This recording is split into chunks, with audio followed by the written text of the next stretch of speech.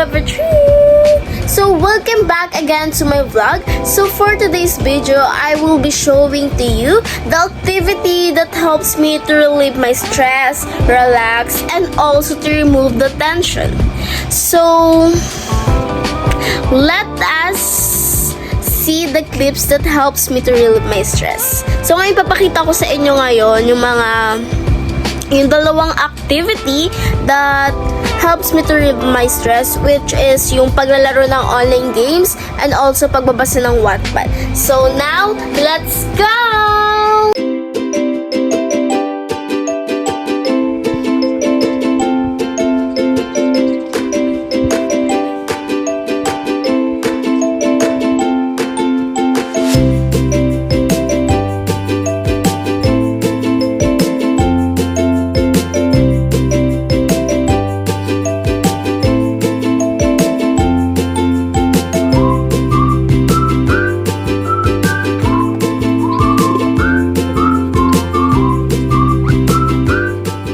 So ayan, nakita nyo naman 'di ba yung mga activity, which is paglalaro ng online games and pagbabasa ng Wattpad.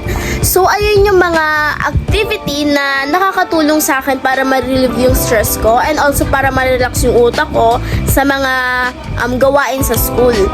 And ayun, so kung gusto nyo ma-relax yung mga stress nyo,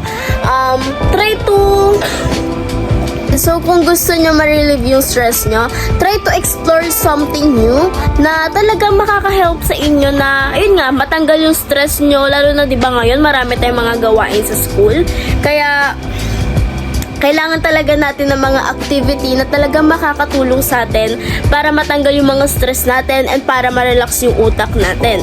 So, ayun lang yung mini vlog ko. So, sana matuwa kayo sa pinakita kong mga activity.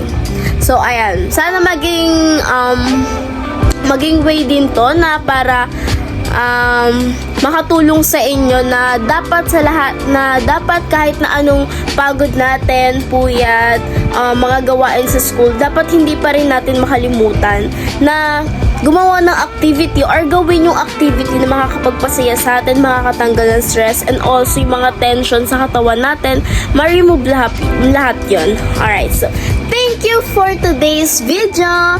So please like, share, subscribe, and click the notification bell